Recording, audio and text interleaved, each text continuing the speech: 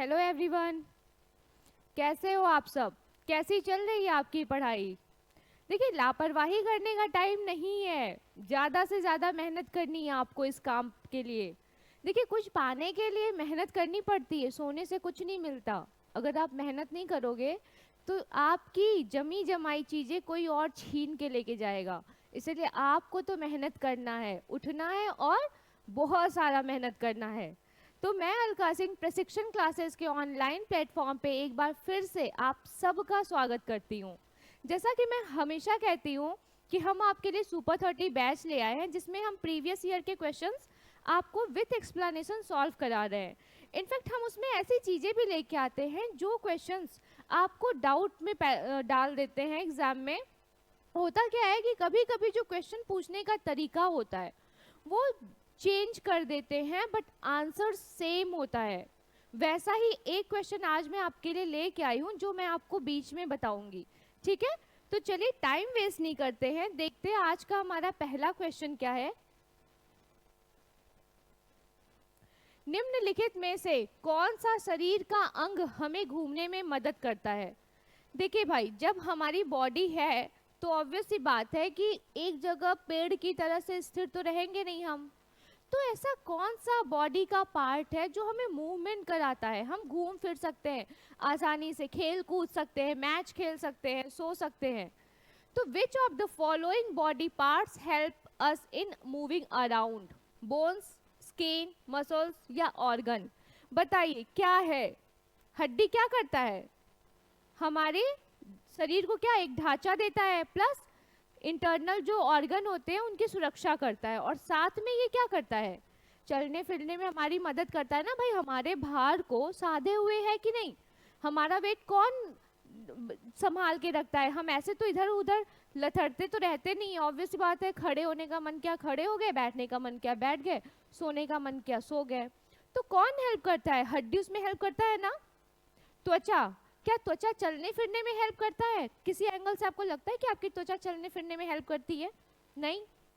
मांसपेशियां, मांसपेशियां जो हड्डी को कवर किए रहता है, मसल्स, और हड्डियों के मूवमेंट में भी क्या करता है, वो हेल्प कराता है। मांसपेशियां सिकुड़ती हैं तो हड्डियां मूव करती हैं, फिर फैलती हैं तो फिर हड्डियां मूव करती हैं। तो इसका मतलब कि जो बोन्स है और मसल्स है, ये दोनों किसमें हेल्प करते हैं? हमारी बॉडी को चलाने में। ठीक है, तो अब देखते हैं ऑप्शंस क्या है। ऑप्शन ए में पहला मीन्स हड्डी एंड थर्ड मीन्स मांसपेशी। इसका मतलब है कि इसका तो पहला ही ये ऑप्शन क्या हो गया, करेक्ट ऑप्शन हो गया, कि जो हड्डी है और मांसपेशी है ये दोनों ही रिस्पॉन्सिबल हैं फॉर व्हाट, किसके लिए?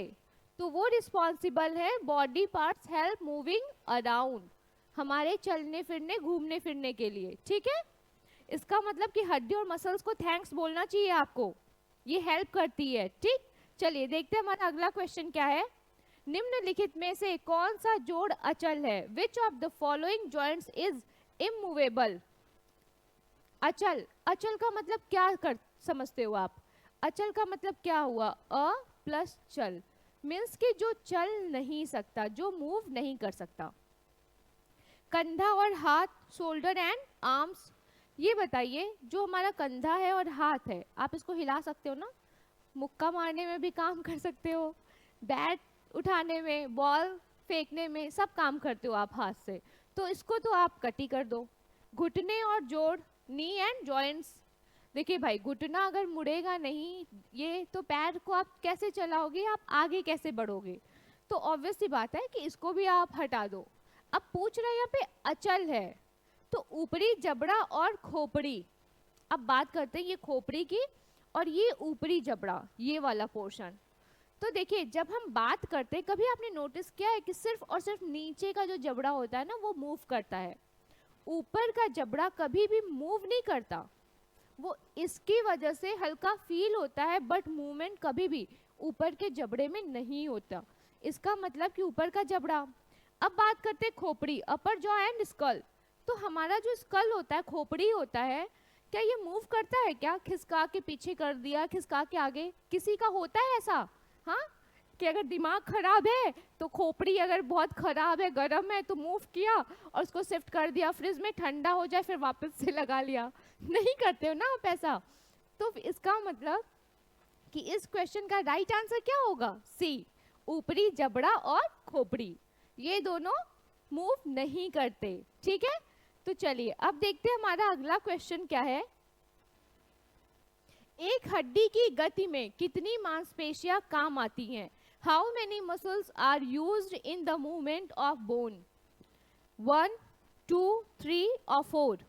बताइए हाउ मेनी मसल्स। अच्छा ये बताइए, ये जो हड्डी की बात करी, हड्डी की गति में मांसपेशी की बात कर रही है, तो इसका एक पिक्चर ड्रॉ करती हूँ। मान लीजिए ये आपकी हड्डी है ना, ये खुद ही लाइन ड्रॉ हो गई। ठीक, अब इसके भाई पास में मसल्स लगा देते हैं, क्योंकि हड्डी के पास मसल्स तो होता ही है। ये आपका मसल्स है, फिर इसके ऊपर क्या होती है, यहाँ पे स्किन होती है। ठीक, ये जो मसल्स है, अब यही पूछ रहा है कि एक हड्डी के मूवमेंट में कितनी मांसपेशियां काम आती हैं। तो बताइए, तो इसमें 2, इसका राइट आंसर क्या होगा? कितनी मांसपेशियां काम आती हैं? तो 2 मांसपेशी काम आती है। ठीक है, तो चलिए अब देखते हैं हमारा अगला क्वेश्चन क्या है। किसका कंकाल पूरी तरह से उपास्थि से बना है? Which has a skeleton made entirely of cartilage. यहाँ पे बात हो रहा है कि जो कंकाल है वो किससे बना है? उपास्थि। ठीक है, अच्छा आपको पता है अस्थि और उपास्थि में क्या अंतर होता है? अस्थि और उपास्थि में क्या अंतर होता है? जो उपास्थि होता है ना, ये फ्लेक्सिबल होता है, सॉफ्ट होता है और संयोजी ऊतक से बना होता है। लेकिन ये जो अस्थि होती है ये क्या होती है? ये हार्ड होती है। ठीक है, इसका मतलब कि उपास्थि और अस्थि में बहुत बड़ा डिफरेंस क्या है कि एक तो सॉफ्ट नरम होती है, रबड़ जैसी संरचना होती है, और दूसरी ये क्या होती है? सॉफ्ट।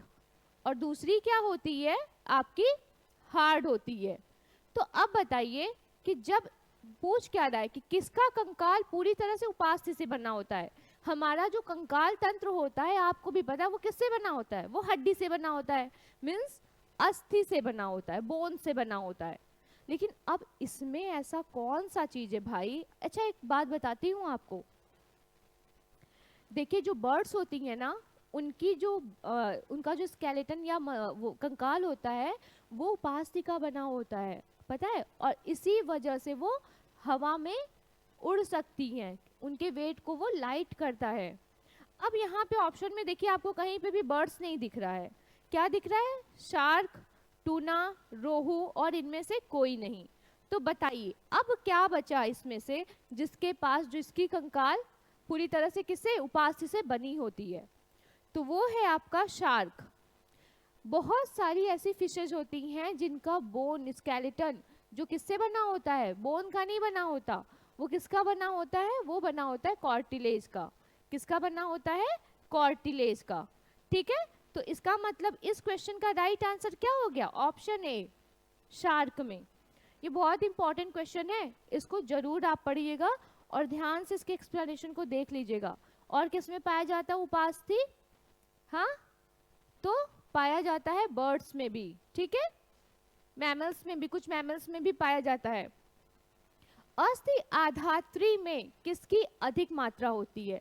पूछ रहा है कि which element is present in higher amount in bone matrix. किसकी बात कर रहा है? मैट्रिक्स की बात कर रहा है। ठीक है, अस्थि अधात्री, बोन मैट्रिक्स। तो बताइए fluoride and calcium, calcium and phosphorus, calcium and potassium, phosphorus and potassium, कौन है?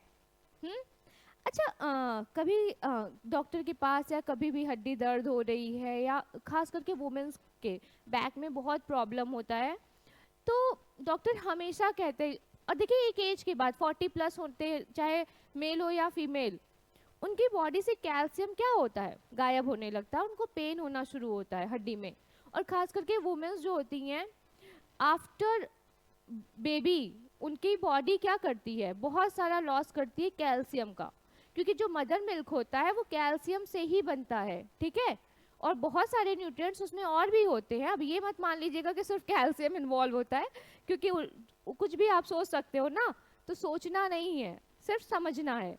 तो सिर्फ कैल्शियम नहीं होता है, बट जो माँ होती है उसके जो बोन्स होते हैं उनके कैल्शियम को यूज किया जाता है मदर मिल्क के फॉर्मेशन में, ठीक है। तो अब बात हो रही है कि उनका कैल्शियम इससे क्या होगा, लॉस होता है। तो किसकी कमी होती है, कैल्शियम की।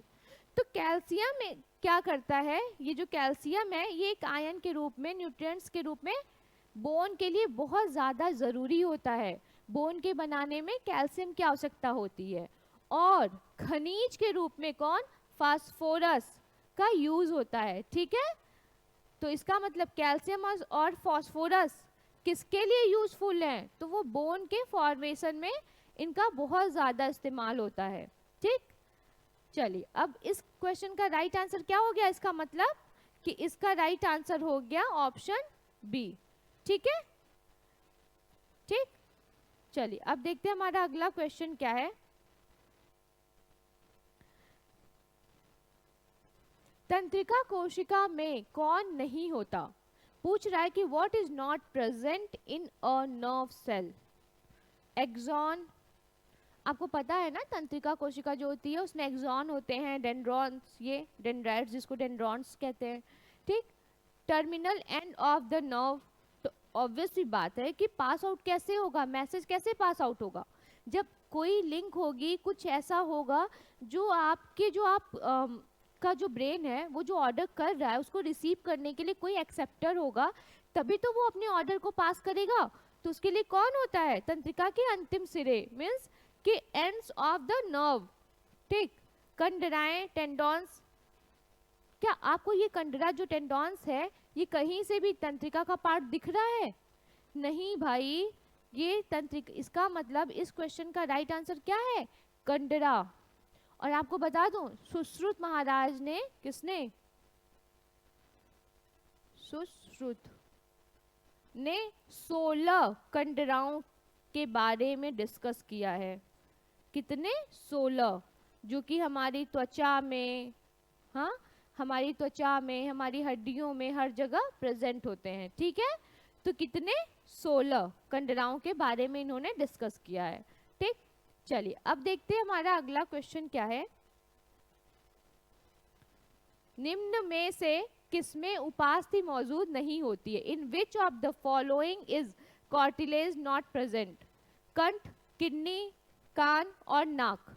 तो उपास्थि क्या है, मैंने बोला ना कि ये रबड़ जैसी संरचना होती है जो कि हड्डी के, जहाँ पे हड्डी यूज नहीं होता वहाँ पे कार्टिलेज या उपास्थि यूज होता है, ये फ्लेक्सिबल होता है, ठीक है, और ये हमारी बॉडी के वेट को क्या करता है, लाइट करता है।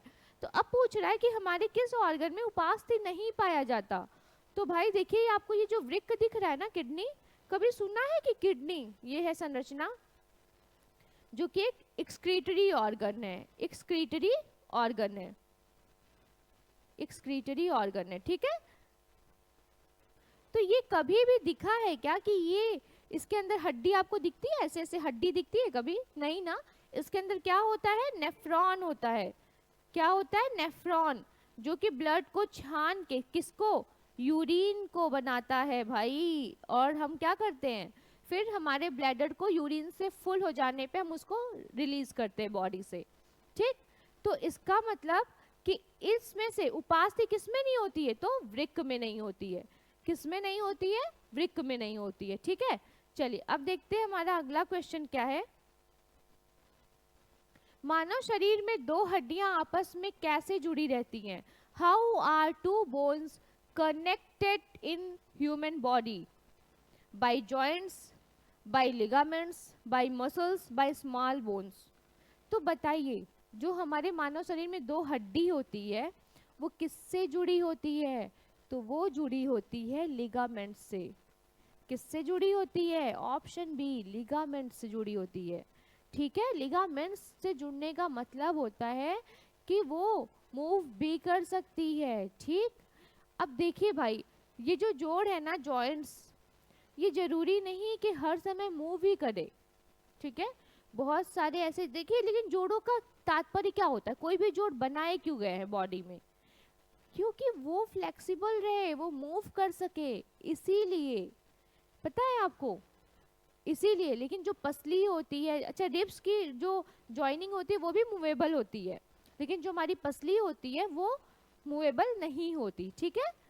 तो इस क्वेश्चन का राइट आंसर क्या हो गया, लिगामेंट मीन्स कार्टिलेज। ओके, चलिए अब देखते हैं हमारा अगला क्वेश्चन क्या है। मनुष्यों में मांसपेशियों को हड्डियों से जोड़ने वाला ऊतक, यहाँ पे किसकी बात हो रही है, ऊतक की बात हो रही है। In humans the tissue that connects muscles to bones is called कंडरा, फाइबर, तंत्रिकाक्ष या उर्विका। यहाँ पे किसकी बात हो रही है कि मांसपेशियों को हड्डियों से जोड़ने वाला, मांसपेशी जो है उसको हड्डी से जोड़ने वाला क्या है, तो वो है टेंडोन, कंडरा। इसका काम पता है क्या होता है, ये जो बोन्स होती है ना, बोन्स, इसके पास जो मसल्स होते हैं, ये मसल्स हुए ना, इनको क्या करता है, जोड़ता है।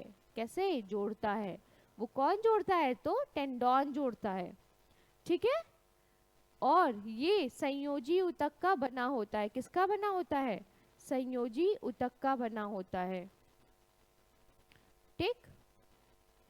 अच्छा सोचिए, अगर कंडरा नहीं होता तो आपको पता है जो मसल्स है ना वो बोन्स को मूव नहीं करा पाती, ठीक है। तो इस क्वेश्चन का राइट आंसर क्या हो गया, ऑप्शन ए कंडरा। और बताया था ना कि सुश्रुत ने 16 प्रकार की कंडरा हमारी बॉडी में बताया हुआ है, ठीक है। चलिए अब देखते हैं हमारा अगला क्वेश्चन क्या है। एक कंडरा किससे बनाया जाता है, यहाँ पे पूछ रहा है कि what is a tendon made of. बताइए टेंडरा किससे बनता है, अस्थि संयोजी ऊतक फाइबर से, यहाँ पे क्या बात हो रही है, अस्थि संयोजी ऊतक फाइबर। अब फिर पता चले आप कंफ्यूज हो जाओ, स्थिर संयोजी ऊतक फाइबर, स्थिर और अस्थिर संयोजी ऊतक फाइबर, या फिर कोलेजन फाइबर। तो ये बात हो रहा है कि किससे बनाया जाता है। तो देखिए यहाँ पे स्थिर और अस्थिर दोनों दे दिया है, इसका मतलब ये दोनों गलत। फिर यहाँ पे दिया सिर्फ स्थिर संयोजी ऊतक, इसका मतलब ये भी गलत। फिर यहाँ पे दिया है अस्थि संयोजी ऊतक, ये भी गलत। और यहाँ पे दिया है केवल कोलेजन फाइबर से, मीन्स कि कोलेजन फाइबर क्या है, राइट आंसर, कोलेजन फाइबर क्या है, राइट आंसर। इसका मतलब कि जो एक टेंडोन होता है वो कोलेजन फाइबर से बना होता है।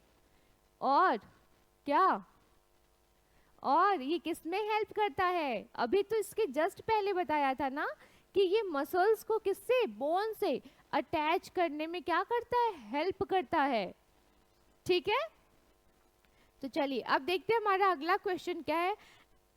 मानव शरीर में सबसे छोटी हड्डी कौन सी है, बताइए, टीबिया या ट्रेपेजियम, स्टेपीज या फिर थाई बोन। अच्छा आपको पता है सब हमारे शरीर में कितनी हड्डियां होती है, तो 206 बोन होता है, ठीक। लेकिन जो न्यू बॉर्न बेबी होता है, जो न्यू बॉर्न बेबी होता है उसमें कितना हड्डी होता है, उसमें 275 से 300 प्लस कभी कभी, ठीक। इतने बोन्स होते हैं जो कि उनकी बॉडी को क्या करते हैं, ज्यादा से ज्यादा फ्लेक्सिबल बनाते हैं, ओके। क्योंकि उनकी हड्डियां टुकड़ों में रहती हैं, इसका मतलब मूव कर सकती हैं आसानी से, बहुत ही फ्लेक्सिबल होती हैं। लेकिन जैसे जैसे वो बड़े होते जाते हैं तो उनके बोन्स जुड़ते जाते हैं, और नंबर ऑफ बोन्स कितने हो जाते हैं, 206, ओके। अब बात हो रही है कि यहाँ पे सबसे छोटी हड्डी कौन सी है। तो देखिए ये हमारा कान है ना, ये कान के अंदर का है भाई, ये मैंने किडनी नहीं बनाया है, किडनी मत समझिएगा, ये लीजिए भाई होल बना देती हूँ यहाँ पे, ठीक है। तो इसमें देखिए 3 हड्डियां पाई जाती हैं, ठीक। यहाँ पे 3 हड्डियां पाई जाती हैं, मैलस, एक सेकंड में यहाँ पे अच्छे से लिख देती हूँ, मैलस, इनकस और स्टेपीज। क्या है? स्टेपीज। स्टेपीज। तो ये मैलस इनकस स्टेपीज, जो एक कान होता है उसमें कितनी हड्डी होती है? तो उसमें 3 हड्डी होती है। मतलब दोनों कानों को लेके कितनी हड्डी होती है? तो 6 हड्डी होती है। ठीक है।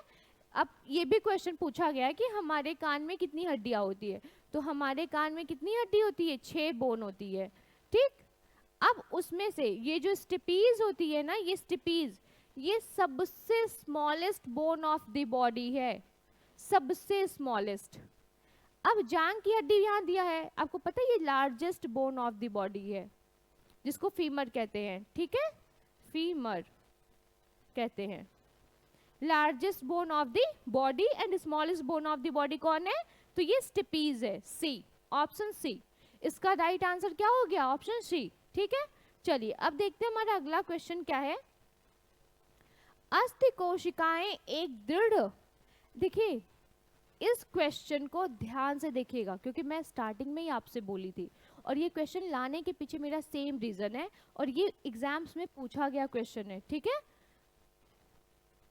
पूछे गए तो सारे ही हैं, इसीलिए मैं बता रही हूँ, क्योंकि अभी आपको मैं समझाती हूँ आगे क्या है, इससे कौन सी कहानी जुड़ी हुई है।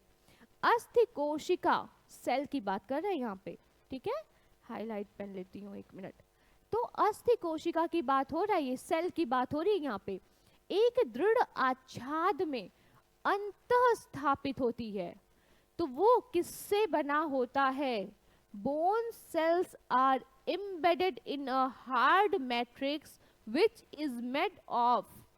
तो बताइए, जो ये बोन सेल है, अभी तक हमने क्या देखा था कि बोन मैट्रिक्स किससे बना हुआ होता है, या फिर बोन मैट्रिक्स में कौन से तत्व पाए जाते हैं। ठीक है, अब यहाँ पे क्या पूछ रहा है कि अस्थि कोशिकाएं एक दृढ़ आच्छाद में अंतः स्थापित होती हैं, तो वो किससे बना होता है? इसका मतलब कि जो सेल होता है वो किसका फॉर्मेशन, जो बोन सेल होते हैं वो मिलके क्या बनाते हैं? तो मैट्रिक्स बनाते हैं। ठीक, अब जाहिर सी बात है कि अगर मैट्रिक्स कैल्शियम और फास्फोरस से बना है, तो ये सेल भी किससे बना होगा? कैल्शियम और फास्फोरस से। लेकिन क्वेश्चन को देख रहे हो आप ना, कैसे घुमा के पूछा गया है, और ये दोनों ही क्वेश्चन एग्जाम में, अलग अलग एग्जाम में पूछा गया है, जिसे बच्चा कॉपी तो करता है क्वेश्चन को, लेकिन उसके एक्सप्लेनेशन को पढ़ता नहीं, और एग्जाम में इस क्वेश्चन को, इस आंसर को सबसे पहले गलत करता है। उसको लगता है कि वहां तो बोन मैट्रिक्स की बात हुई थी, यहाँ तो बोन सेल की बात हो रही है, सेम सेम क्वेश्चन नहीं लग रहा है, इसका मतलब इसका आंसर ये नहीं होगा। बट नहीं, इसका राइट आंसर क्या होगा? यही होगा जो मैंने यहाँ पे आपको ऊपर दिखाया, कैल्शियम और फास्फोरस। ये किसके फॉर्मेशन में? तो बोन सेल, और बोन सेल से मैट्रिक्स बनता है। ठीक है, चलिए अब देखते हैं हमारा अगला क्वेश्चन क्या है। ह्यूमरस अस्थि कहाँ पाई जाती है? यहाँ पे बात कर रहा है, फीमर की बात नहीं कर रहा है, ह्यूमरस बोन की बात कर रहा है। Jaw, shin, upper arms and forearms. तो बताइए, जो हमारा ये होता है ह्यूमरस हड्डी, वो कहाँ पाया जाता है? तो वो पाया जाता है ऊपरी भुजा में। ठीक है, और एक बात, हमारी हाथ में, एक हाथ में कितनी हड्डियां पाई जाती हैं? तो 27। ठीक है, जो कि कलाई में कितनी होती हैं? तो 8 होती हैं।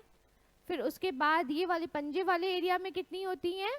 तो 5 होती हैं। और फिर 14 कहाँ होती हैं? ये फिंगर में। कैसे? सभी उंगली में 3-3 होता है, और अंगूठे में कितना होता है? 2।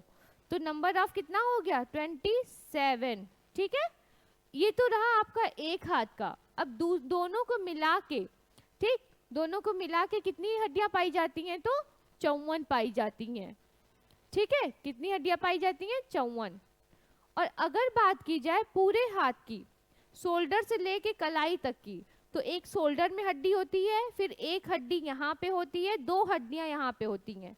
ठीक है, 2, 3, 4 हड्डियां इसमें और ऐड हो जाती हैं। ठीक, तो वो पूरी भुजा हो जाती है। अगर लेकिन क्या हाथ में पूछा जाए तो कितनी? 54, दोनों को मिला के, दोनों हाथों को, भाई एक हाथ में नहीं इतनी हड्डियां होती। और फिर 27 होती है आपकी एक हाथ में। ठीक है, चलिए अब देखते हैं कि आज का सिर्फ इतना ही। आगे के जो भी क्वेश्चंस होंगे अगले टॉपिक में वो सब मैं आपको अगली क्लास में सॉल्व कराऊंगी। तो आज के लिए बस इतना ही। अगर आपको ये वीडियो अच्छा लगे तो आप इसको लाइक करो, अपने फ्रेंड्स के साथ शेयर करो, जिससे उनको भी हेल्प हो सके भाई एग्जाम में। सबका भला सोचना चाहिए कि नहीं। ठीक है, आज के लिए अब बस इतना ही। आप लोग अपनी पढ़ाई बहुत अच्छे से करो। Thank you so much.